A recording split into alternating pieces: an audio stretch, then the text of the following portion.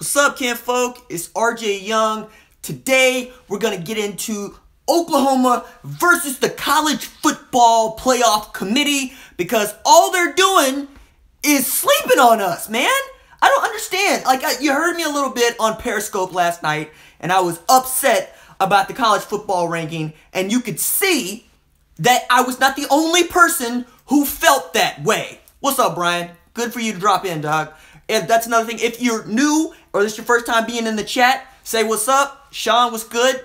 Try to hit everybody up with the roll call during the midtime. We'll try to get it rolling right quick. Let me tell you what's on the slate. Like I said, what's up, Craig? What's up, Finn? What's up, Ozzy?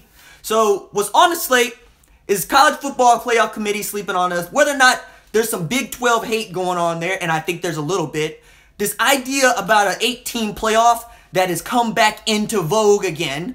Lincoln Riley and this record that he has an opportunity to get in his first year, tie with Barry Switzer of all people. It's actually pretty cool. We're going to talk about 2020 Sooners commit quarterback / athlete Drew Sanders, and we're going to talk a little bit about Baker Mayfield's draft stock. As always, drop your comments, drop your questions into the chat. As I see them run through, we'll get to them.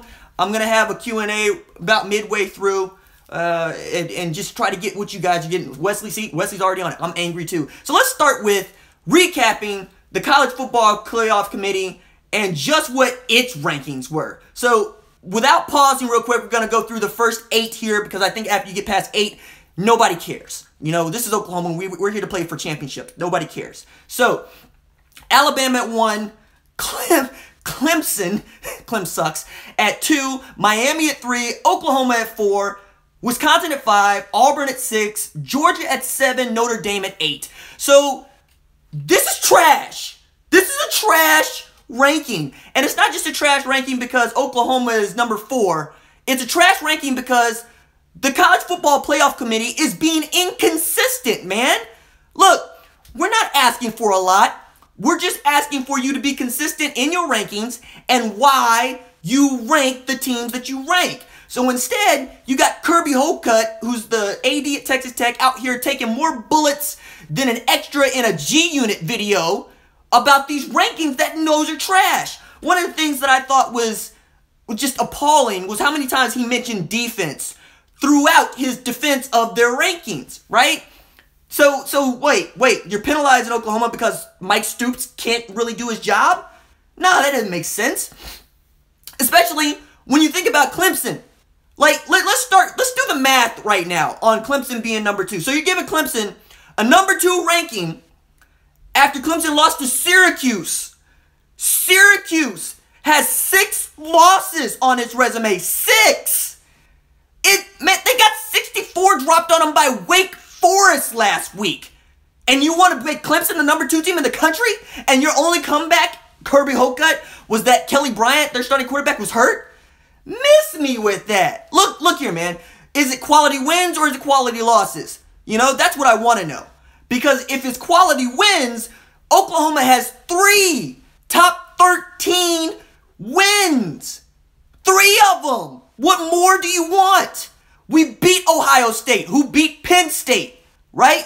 We beat TCU, who at one point was ranked number 4 in the country, right? The only team to beat us beat TCU when it was ranked number 4 in the country. Iowa State. Iowa State would mop the floor with Syracuse. Syracuse beat Pitt. Oklahoma State beat Pitt. We beat Oklahoma State. Am I missing something here? What is going on with this? I can only believe that there's this bias toward the Big 12 and toward Oklahoma. Because, what do you want? Think about this. In the last 4 weeks, we've had 4 different Sooners break school records and one guy do something that never been done in the Big 12 before. So let me recount. CeeDee Lamb broke Kenny Stills' freshman receiving record at OU, right? That was Texas Tech. Okay? Then, against Oklahoma State, you got Baker Mayfield, who sets the passing record for yardage in a game. You got Hollywood Brown, who sets the receiving record in the same game for yardage in a game. And then Rodney Anderson in the biggest game of the season against TCU, becomes the first player in Big 12 history. Big 12's been around for more than 20 years. Big 12 history to record 130 yards receiving and 130 yards rushing in the same game. I don't understand. This is an historic offense. Who in the country would stop this offense? Nobody. Not a soul. I just did a video on Monday about how this offense is better than the 2008 offense that played for the national championship and had the Heisman Trophy winner on it. You know, like, we basically have the Heisman Trophy winner right now playing quarterback. I don't understand, man. Like, this is garbage. You know, one guy who had it right today was Joel Klatt, who does his Facebook Live thing over there at Fox. But he did his own rankings, and in his rankings, the guy who watched us play, who watched us beat the bricks off of TCU, he had us number 1. He had OU number 1 for most of the reasons that I've already said here, and which should be apparent to everybody who watches college football. Which makes me really, really question how many people on this committee watch college football. Like, you know what? While we're at it, I pulled up the college football playoff committee, like the voting people, and I'm just going to read them off to you really quick so we know who we're dealing with here, okay? We know who's in this room making this ridiculous ranking every week that we have to live and die by. Like, I read an article on awfulannouncing.com that basically said, media, please disregard the college football playoff committee's rankings and use the AP rankings. On its face, that's stupid, okay? It's not stupid because we all disagree with the college football playoff rankings committee because we know how they do it. We just don't know why they do it. But it's stupid because it's the only rankings that matter. And that's why this is most infuriating, right? Is because the way this is set up, OU could finish with 1 loss in the regular season, win the Big 12 title, and still squeak into the playoff instead of earning a number 1 ranking where we will play a lesser team in the semifinals to get us to the national championship. That's why this matters, because I'm past OU getting into the college football playoff. I expect us to be there. I expect us to get a rematch with TCU in the Big 12 championship, beat TCU again, and then be in a semifinal game. That's what I expect. So that's why I'm really infuriated to see this number 4 ranking, because there's no consistency here, man. You know, think about this for a second. TCU lost to the number 5 team in the country as the number 6 team in the country, and they fell 6 spots to number 12. Notre Dame gets skull dragged, gets destroyed, gets stuffed a mud hole in and walked dry, and they dropped to number 8. What is that? Come on, man. I don't understand the bias for Notre Dame. Like, and the ACC in general. The ACC is not that good. It's really not that good. It's weak toward the middle and it's soft on the bottom. You know, Sierra's got a good point. Georgia dropped 7 spots. I still don't get it. You know, because if you're being consistent, right? Georgia should be ranked higher. TCU should be ranked higher. I just don't understand the consistency here. All right? I want some consistency. That's what I want. But let's take a look at who's on this selection committee. Kirby Hocutt, who was out there taking bullets for this committee and used the word defense like 17 times and offense just once when talking about the rankings, is the chair. He's the AD at Texas Tech. Frank Beamer's on this committee, former head coach of Vatech, we all know. Jeff Bauer, my God. Jeff Bauer was the head coach at Southern Miss when I was a kid growing up in Hattiesburg. And if my cousin Rico were here, he would be yelling, screaming, kicking right now to know that Jeff Bauer's on this committee, because Jeff Bauer was a trash head coach. I don't know how he ended up with nearly 30 years as Southern Miss's head coach, because he didn't do much. But moving on. You know, the former head coach at Central Michigan is on this committee. The president of Robert Morris, who's got an MBA from Harvard, okay, I guess that helps you rank college football teams, is on this committee. A former executive vice president for the NCAA, who has no teeth, is on this committee. Jeff Long, who is out of a job today, is still apparently going to be on this committee. Jeff Long is now the former director of athletics at Arkansas. Rob Mullins, who's the AD at University of Oregon. Dan Rakovich, who's the director of athletics at Clemson. Gene Smith, who is the AD at Ohio State. Steve Weiberg, a former college football reporter, and Tyrone Willingham. These are all the folks who are on this committee. One, I don't see nary a woman on this committee, which I got a problem with, because, I mean, as evidence in this chat right now, women watch college football, and there needs to be at least one on this committee. But this, like, nothing here says to me that these people were watching college football this past weekend and were thinking really hard about, you know what? OU dropped 30 points on TCU in the first half, probably dropped 50 on them for the game, but just took off the gas. You know, maybe they make a case for number one. At best, number two. Especially after Alabama looked teetering, looked weak against Mississippi State.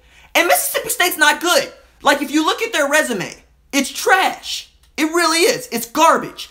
And so for Alabama to have to pull one out late against Mississippi State does not speak well of Alabama. It really doesn't. It doesn't speak well of the SEC, for that matter. You know, and since we're on the SEC, Auburn dropping 40 on Georgia does not speak well for the SEC. You know, this SEC bias is starting to bug me because it's affecting our ranking. All right? It's affecting our ranking. It's affecting what we do. Look, man, they tell me that if you win football games in a Power 5 conference, the rankings will take care of you. But it's not true anymore. It's not true anymore. It's not. It is biased toward defense. It's biased toward the SEC. It's biased toward Bama. And you know, some of that is earned. You know, Bama's got reputation now because since 2009, college football has more or less belonged to Alabama. Stipulated. Fine. But we beat Alabama. We drugged them in New Orleans, in SEC country, right? And then they're like, well, that was a one-off. No! We did it again last year to an Auburn team that y'all are already trying to throw up to me as good? No! Come on, man! What do we have to do here? You know, who do we have to beat?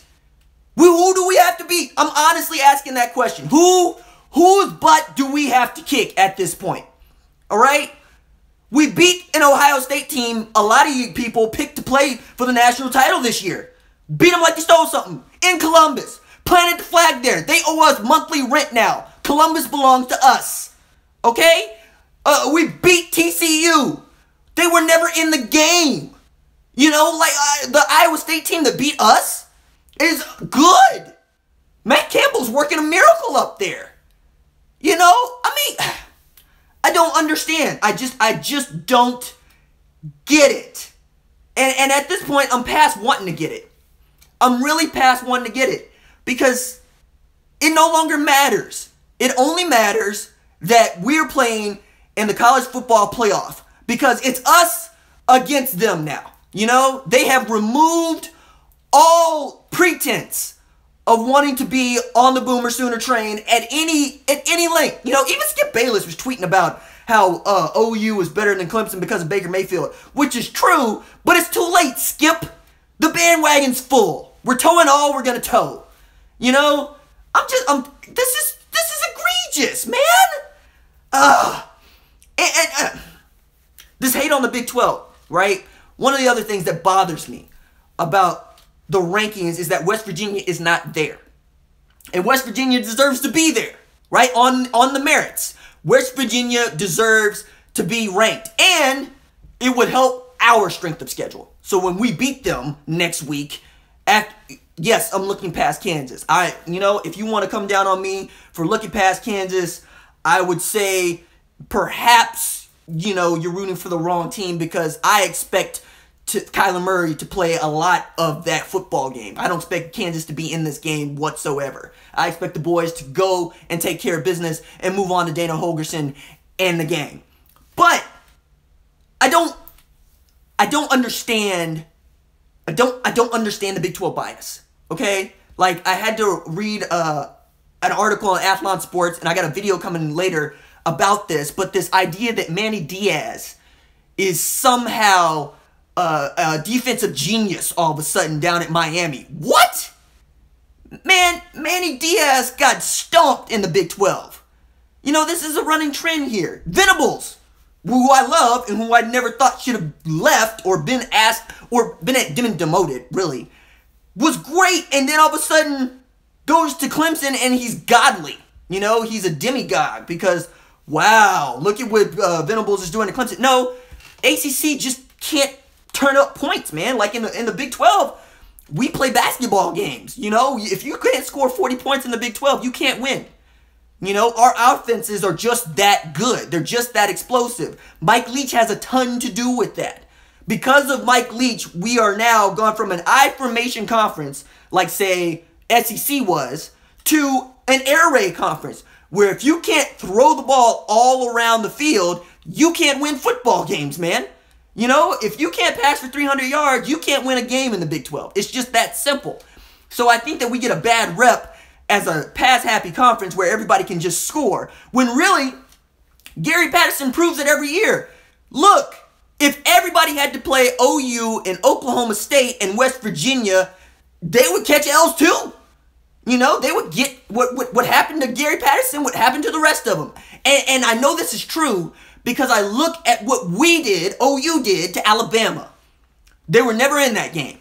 And what we did, what OU did to Auburn. They were never in that game. And it wasn't because we could play amazing defense. It was because whenever we had the ball, we were getting 6. 6! Six so savage is a double entendre. Alright? It means touchdowns too. You feel me? That's what we do. We go score the rock. Matter of fact, I hear people talking about, you know, the vanilla offense that Lincoln Riley ran in the second half of the TCU game and wanting to see 50. I'm one of those people at first. I'll admit to that. I wanted to see Lincoln Riley run it up. But on the flip side, Lincoln knew what I would eventually know, which is we're going to play TCU again in the Big 12 title game. That's the way it looks today, right? It just looks like we're going to have to play him again. So why show him everything he got?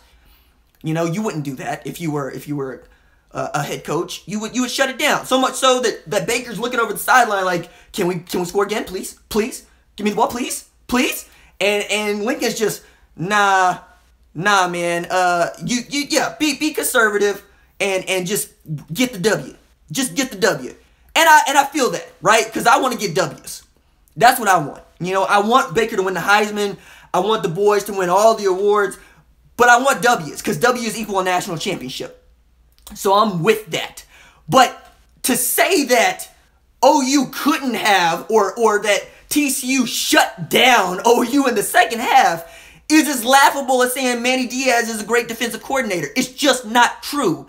It's twisting the facts of the matter. All right?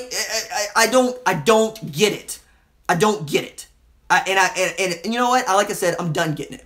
So for a second, I want to move on to what Lincoln Riley could do against Kansas, which is tie Barry Switzer and Chuck Fairbanks for most wins in his first season as a head coach at OU, which would be 10, right? So he could get to 10 wins in November. Think about that for a second. 34-year-old coach can get to 10 wins in November in his first year at Oklahoma. Like, I got another video coming out later this week about why I think Lincoln Riley should be up for head coach of the year because of what he's done. Like, nothing but put the most prolific offense on the field, perhaps in history. Coach, perhaps the 2017 Heisman Trophy winner. Win double-digit games in a season. Put his team in position to win not just the conference title, but have a shot at the national title.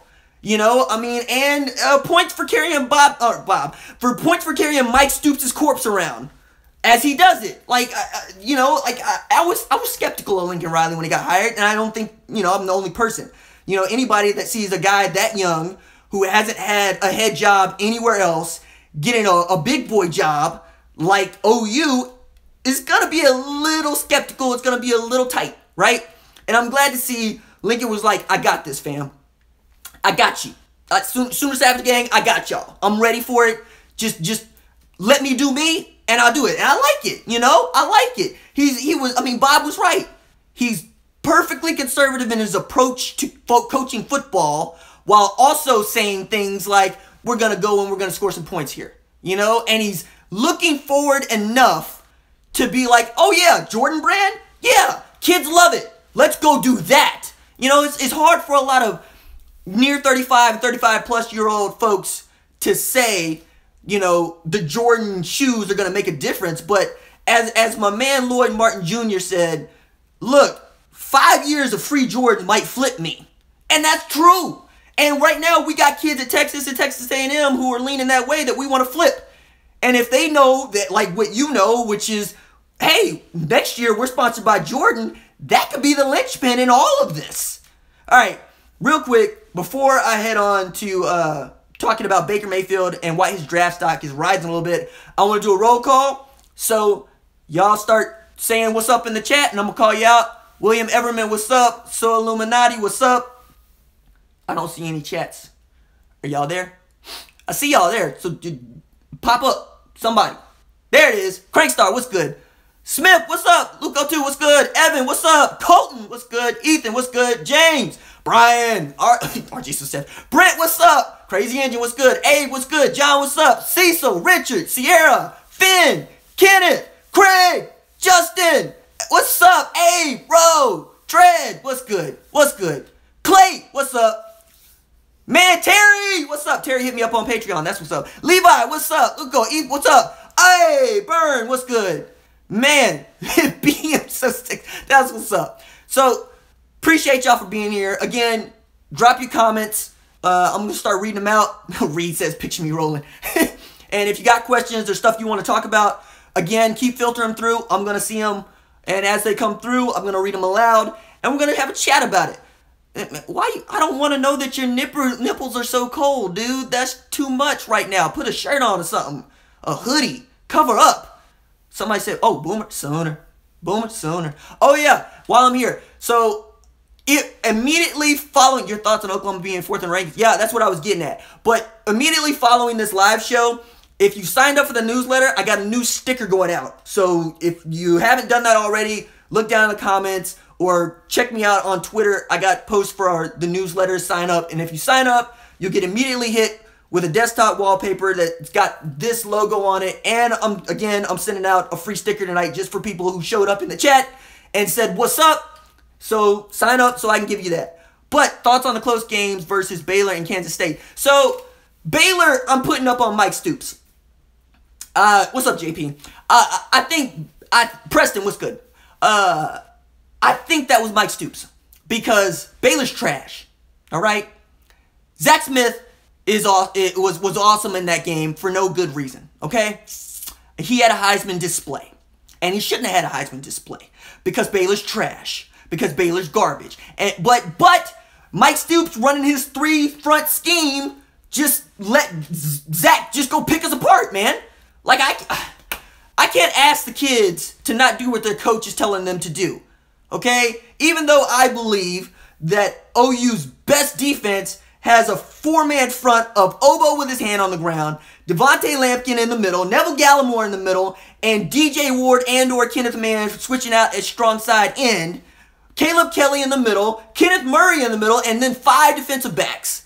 I think that's the best defense for OU to run, but hey, I'm not the guy getting paid $870,000 to coach defense. And not even to coach defense, but to give up like 30 points a game. So, Baylor, man, I'm going to give that to Mike Stoops. Kansas State is Bill Snyder being Bill Snyder. Now, that's the only team in the Big 12 you're going to have to play that doesn't run a traditional spread, that doesn't run a traditional air raid. Bill Snyder's going to turn every game into a math problem where he's going to bring one more guy than you can block, on defense, and he's going to flip it around on offense. So you got guys with water pistols for arms that all of a sudden look like Heisman winners against 3-man fronts. What's up with Badette? No, I don't. Jeff's not hurt. He just didn't get much game. I mean, that's a fundamental reoccurring problem. It's a good problem. It's one of those first world college football problems where there are playmakers that we want to see during games that just don't get the ball, right? Because we were saying that, remember, about Trey Sermon in the Oklahoma State game, and then all he did was break the back of Oklahoma State with a touchdown score. We were saying it about Rodney Anderson earlier in the year, and all of a sudden Rodney Anderson has become the lead bell cow back. So I'm not worried about Jeff Badette. I'm not worried about CeeDee Lamb. I'm not worried about Grant Calcaterra. I'm not worried about Hollywood. I'm not worried about Michael Jones. I'm not worried about Mark Andrews. I mean, do you hear the names that I'm just reeling off here, man? We're so good. happens for the best weapon in college football, Baker Mayfield. Like, this is amazing, you know? And on the flip side, I can see Ruffin McNeil and Calvin Thibodeau turning the minds of the defensive line. I can see them giving these guys the motivation and the skills and the learning, the teaching that they need to go and destroy offensive lines. You know, Devontae Lampkin is turning into a man. What's up, Jacob? You know, he's growing up before us. Obo's holding it down on the front. DJ Ward is not getting enough love. He's just not. He's just not getting enough love. He's doing man's work down there at the end.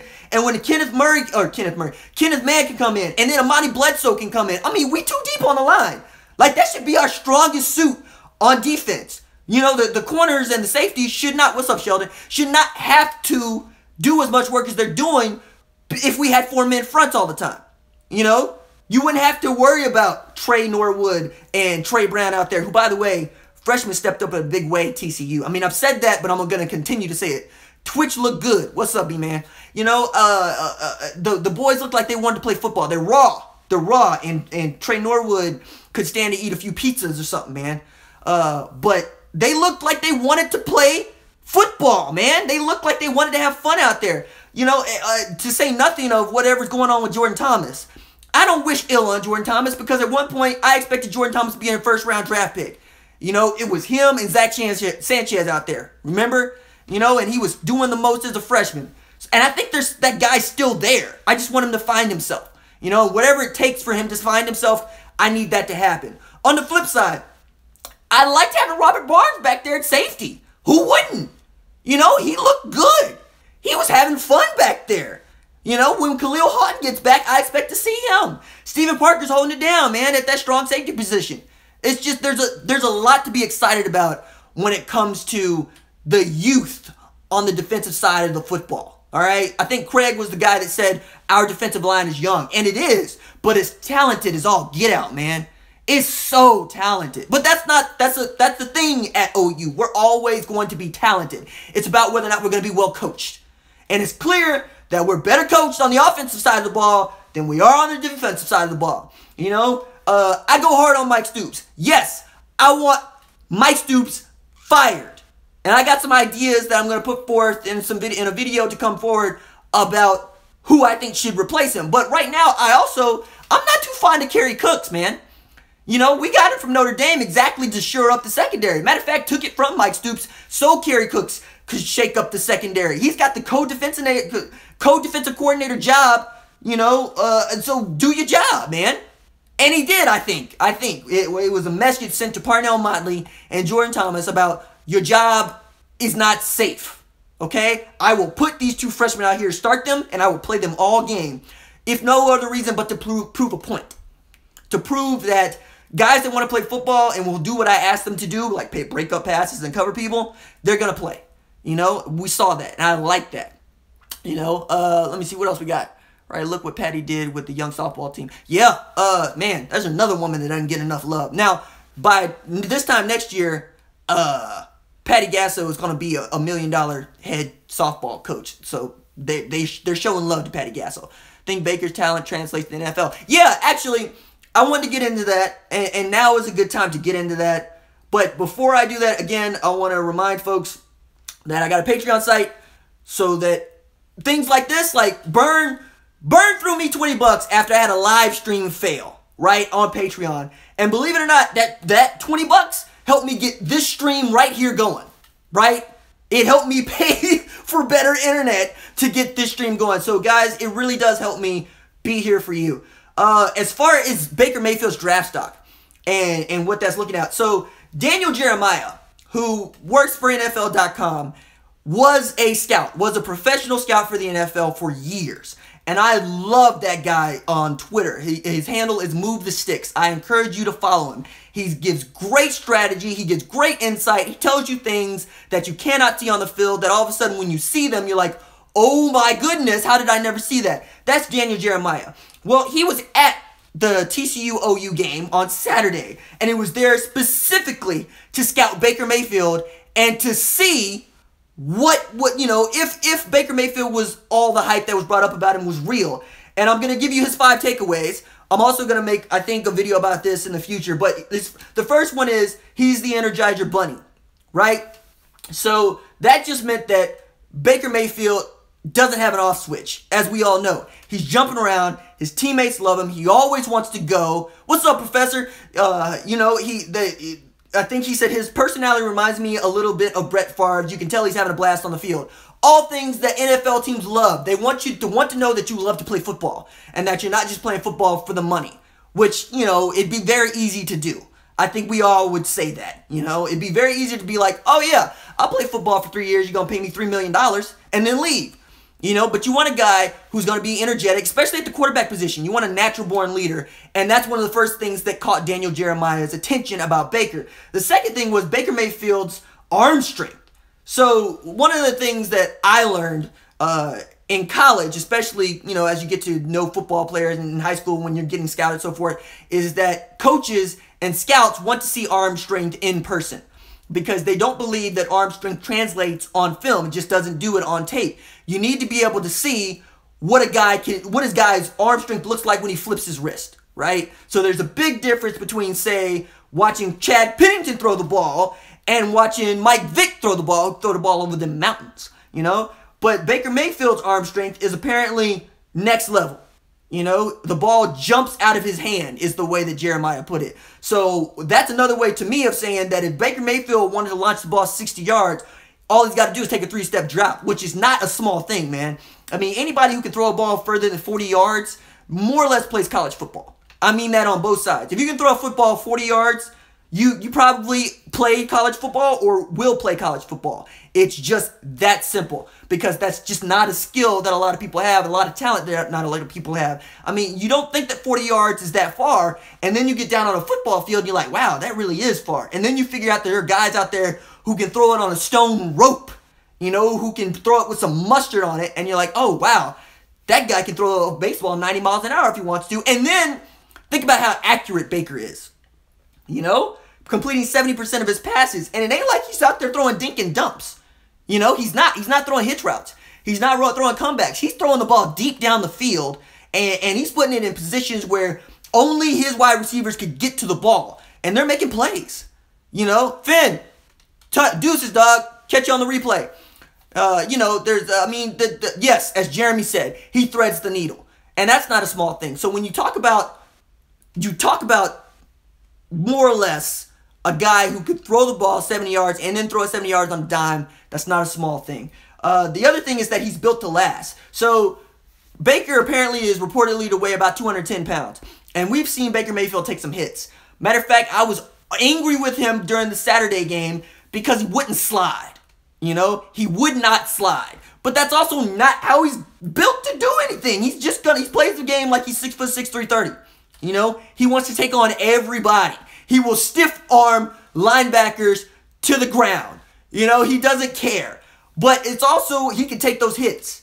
And that's a big deal in the NFL, because there are monsters that play on defense in the NFL. There's Jadeveon Clowney's out there who are looking to destroy you, you know? And a guy who's going to get hit, who's not going to last, you don't want to draft that guy, especially in the first round, right? You want a franchise player at quarterback. You want somebody who you know could take a hit, get back up, make the next play.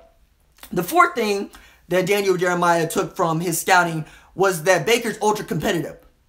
I mean, no Sherlock. Yeah, man. What? I thought that was apparent. He plants flags on Ohio State. He asked Baylor, who's your daddy? He takes personal any slight.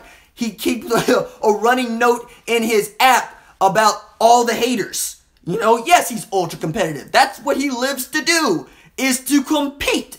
And you got to be willing to compete in the NFL, because nobody's giving you a damn thing in the NFL, you know? And the fifth thing is he still has some areas to clean up. So the thing that Daniel Jeremiah took from Baker Mayfield that he thought were more or less some weaknesses in his game were his footwork, which you can teach. You can teach a guy to have better feet and pocket presence. You know, he's just, what most college quarterbacks are accused of, which is you go through your reads and you want to go. But usually with Baker Mayfield, he doesn't want to do what, say, a Jalen Hurts would want to do, which is just take off and run. Baker Mayfield scrambles around looking for guys to throw the ball to. which is, not regular, especially at the college level, which is why when people compare him to Johnny Manziel, I get upset, because he's not. He's a quarterback. He wants to throw the ball. He doesn't want to run unless he has to, but he will run. That's not a small thing. And for a guy to always have his eyes downfield against this kind of scheme where we're going to see four-man fronts more often than not, we're going to see guys that rush him, but people are scared to rush him. People are scared to blitz Baker Mayfield because they know that Baker Mayfield will find the gap and he'll hit the open man. And when you got these kind of weapons, where Mark Andrews is going to be open no matter where he is on the field because he's enormous and he's got soft hands, you're going to get the ball to him. So slant routes are killer in this offense. And that Lincoln Riley knows all of that. I think that all of this is interesting to know, and I think it's something that Daniel Jeremiah, who's very good, picked up on immediately. As far as where I want to see Baker get drafted, I don't care, man. I think whoever drafts Baker Mayfield is going to get a heck of a quarterback. I've heard talk of him going to New York. I've heard talk of him going to the Chargers. I want him to go where he's going to have an opportunity to play, an opportunity to lead a football team, and somebody who's going to give him the amount of time he needs to develop into an NFL quarterback and not just a great college quarterback. Because in my family, we talk a lot about the Heisman curse. Because how many Heisman football winners are out there just awesome as professionals? And there aren't a whole lot. There just aren't. So I don't want that, because I think that Baker's a shoo-in for the Heisman. I don't want that to be him. I don't want him to be a flash in the pan. I want him to be a guy like Adrian Peterson who goes to the league and destroys it. I want him to carve it up. I want him to be the next Drew Brees, the next Russell Wilson, the next Brady, as much as I hate Tom Brady. I like his skill set. I don't like him as a person. Anyway, heart. James is on to that too. He's got heart, he's got hustle, and his teammates love him. You can't discount any of that. You really can't. I also want to talk a little bit about Drew Sanders, who you guys might have heard earlier this week, committed to OU, 2020 quarterback athlete from Colleyville, Texas. One of the reasons that he committed was because they've convinced him that he could do almost anything at OU. And if you look at the guy's huddle film, he really can. He plays a lot of Wildcat quarterback. And at 6'5", 220, and not graduating until 2020, he's going to be enormous. He's not going to be, the guy that comes to mind, as much as people will hate me saying this, I think, because of his current situation, though, is Alex Dalton. I liked Alex Dalton in high school. I really loved watching him play football. And that's what Drew Sanders reminds me a lot of. But also, he could throw the football if he wanted to. Now, I don't think he's going to play quarterback. I think that's out the window. But I do think as far as a future tight end, a future big-bodied receiver, or even a linebacker, this kid he's legit, man. He's got great feet. He's got deceptive speed. He's got long strides. And he's already building a really good relationship with the coaches. I thought it was interesting that the first coach to recruit Drew Sanders, according to Drew Sanders, was Bill Beatonbow, our line coach. Our line coach is out there going, hey, take a look at this kid. And then Lincoln Riley and Cale Gundy took over from there. But, so far this year, Sanders has rushed the ball 27 times, 205 yards. That's not a small thing, and he plays defense. He's got 16 tackles, a bunch of quarterback hurries. I encourage you to check out his huddle film. It's fun to watch. It's short, but it's fun to watch. Plays 5A football. On Friday, talk a little bit about a couple commits who had really big games, but you're here in the live show, so you get the tease. Those two guys are quarterbacks, Tanner Mordecai and Spencer Rattler. They both had huge games last weekend, and I thought it'd be fun to talk about them on Friday night. Friday nights are high school football nights. But we're talking about quarterbacks that are going to play at OU who passed for 470 and 500 yards respectively. Those kids are going to be next level when they get here. And I adore how good Lincoln Riley has been so far at recruiting guys that fit his system and fit his image. That's a very hard thing to do because we see how often Texas used to miss on it. Mac Brown was notorious for offering future Heisman Trophy winning quarterbacks the opportunity to play corner at Texas. So talent evaluation is not a small thing. You know, and Mac will probably tell you is his downfall. If he was being real, he couldn't identify what talent was needed and what they were going to do. You know, so I'm already impressed with what Lincoln's able to do as far as recruiting guys who fit into what he wants to do. Now, real quick, I want to circle back around to Joel Klatt, who's keeping it 100, who's keeping it real, because he laid into the committee today, and I want to give him props, but I also want to say that Gus Johnson is trash. I said it a little bit in the post-game show after we beat TCU, but I have never been more disappointed in a play-by-play announcer than I was with Gus Johnson in the TCU game. Just butchering people's names, calling out the wrong guy at the wrong position, you know, putting not just Grant Calcaterra, who he called Calcutta. I don't know what was going on there, but he messed up Kenny Hill, you know, who's the starting quarterback at TCU. It's like he didn't even want to study or pretend to study. You know, it was disgraceful. Like, come on, man. This was the biggest game in college football this weekend. And you're messing it up. I mean, yeah, Gus Johnson is not, I mean, I'm going to disagree with you, Sarah. He's not fun. You know, I get tired of you yelling for no reason. All right? You've been given two of the biggest games OU will play all year, and both times you've butchered them. You know, I don't understand, man. I need him to be the younger guy that he was. The guy who studied all the time, the guy who was very excited to call football games, so much so that he was overprepared. You know? Anyway, I'm just not a Gus Johnson fan. Now, I am a fan of Kyler Murray, and I really want to see a lot of him play against Kansas. Like, that's the reason why I'm excited to watch this game. I don't know about y'all, because there's not a whole lot to get excited about when you're talking about watching Kansas football play. I mean, it's like watching Big Ten football, only worse. You know, it's like watching grass grow. It's just not fun. But Kyler Murray is that dude, and he's the heir apparent today, you know, for Baker Mayfield's job next year. Now we could see somebody Baker Mayfield Kyler Murray, but I doubt it. I sincerely doubt it. I mean, from what I saw of Kyler Murray, who has, you know, acquitted himself well when he's been in the game. He's got speed. He's got savvy. The only thing that I don't know about Kyler Murray, and I honestly we won't know until next year, is whether or not he can lead a football team. All right? Because that's not a small thing either.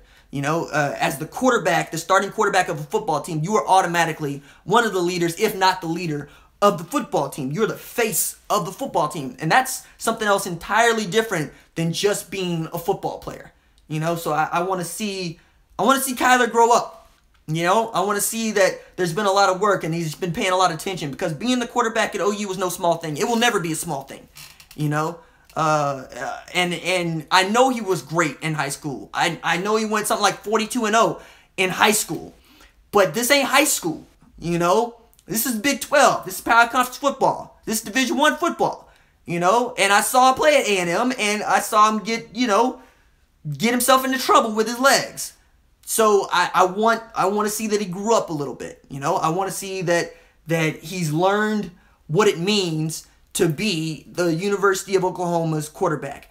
Now, real quick, I wanted a couple comments that were left on previous videos. I wanted to answer some questions that were related to Kansas. One was left by Rob Stone, which was, do I think that Rodney could get Samaje's single-game rushing record against Kansas? No, Rob, I don't. And it's not because Rodney isn't talented enough. It's because Lincoln would be stupid to leave him in there long enough to do that.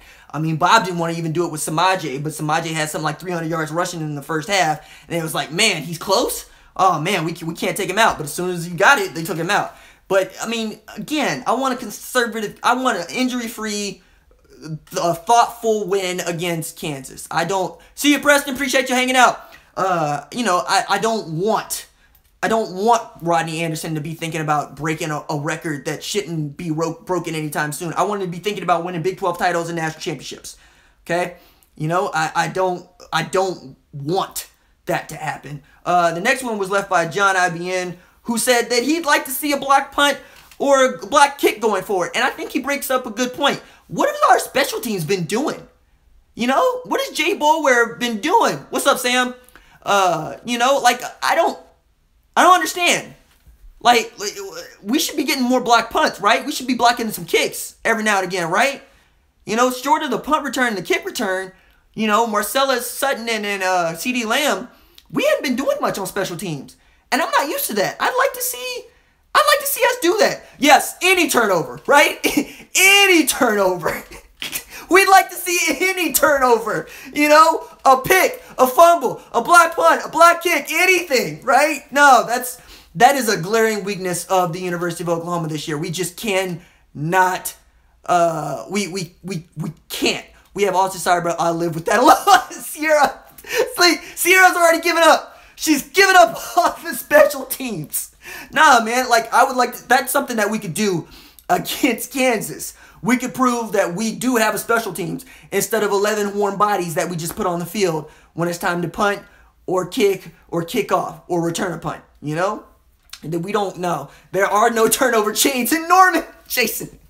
Nah, man, like, with that, seriously, I would love to see that change. And I'd like, what's up, John? I would like to see it change before we get to the Big 12 title game, when I think special teams is going to be a big deal. You know, I think that special teams is going to win that game because both teams are going to have known each other. I mean, that's the virtue of this championship game, and the reason why Bedlam was moved to the beginning of November and not the end is because the likelihood of two teams playing back-to-back from November is high. You know, like, we're probably going to see TCU, and if we don't see TCU, we'll see Oklahoma State. You know, it's just, I think the special teams is going to play a part, which is another way of saying, Austin Seibert, you better not miss any kicks. What's up, what's up, RJ? They are terrified of Oklahoma and Charlotte. They should be. They should be. Seibert, though, has been a beast. Yeah, he has been dealing with, I want to see him catch one, but not from that dumb Wildcat. All right, so last thing that I wanted to get into was Mike Gundy put forth the idea, again, of an 18 playoff. And again, I'll make another video about this, but setting Mike Gundy aside, I would like to see an 18 playoff. You know, I would like to see the conference championship work a lot like the NCAA tournament, where if you win the conference title, you get into the playoff. You know, I would love to see that. That would mean that, you know, nobody gets slighted for being the conference champion in a power conference team. And then you got 3 at-large bids, right? You have an opportunity to get a West Virginia, a Western Michigan in there, or a Boise State in there, or a San Diego State in there. You know, I would like to see that. I don't think it's going to happen anytime soon because there's too much money tied up into this 14 playoff at the moment, and everybody likes these New Year's 6 games. But, you know, yes, that would be like a 16 to 18 game season. Sierra's on to something. That's another aspect of it to bring in, because I also think that it would be a lot like high school football. It'd be a lot like Texas high school football. Gotta feed my tribe. All right, Valerie, appreciate you dropping through. Thank you. Go feed them. Nah, you know, like, it'd be a lot like high school football, where as soon as you get done with districts, you go into playoffs, and playoffs can last anywhere from November to January. So, yeah, it'd be a lot more games, but also there'd be a lot more revenue. And if we're moving toward a college football where players are getting paid, you're going to need the extra games to pay them. You know, but again, that's, you know, that's down the road, and I don't appreciate it, Kirk. Thanks for coming in. You know, I don't see that happening anytime soon, but I would like to see an 18 playoff. All right, one last time with the roll call before we get out of here, and I give you my party thoughts. So go through the chat now. Jesse, what's good? Sixel Savage, what's good? John Phillips, what's good? Sam Clark, what's good? You know, Jake, what's good? Dylan, what's good? Cecil, let's see. Burn, what's up? Richard, Austin, John, Evan, Wyatt, Craig, Jason, B-Man, Brent, Luco, Richard, Gabrielle, Willie, John, Crazy Engine in the house, Brian, J-Word, what's up? John Halbrooks, what's good? Let me see. Jacob, what's up? Rodney, what's good? Who are the dogs? Go dogs. What are dogs? Get out of here with that. Who else is in here? All right. Well, parting thoughts. I think we're fine. I think we're okay. You know, I think we're doing just what we need to do to make it into the college football playoff. I think we're doing just what we need to do to win a Big 12 title. And I think, again, nobody's going to give us any love on the College Football Playoff Committee. They proved that this week. It's all on us. We have to do what we do, okay? And that's just go win championships. That's what we do. Nobody's ever gonna like a team that wins championships, and I want the hate to be real. You know, I want the hate to be real. All right. So that's gonna do it for this live show. I appreciate everybody who came through. I do it for myself and guys and women like you. You know, Sooner fans just like you. You know, it's a great community. Thank you guys for being a part of it. I'll see you in the comments afterwards. Deuces.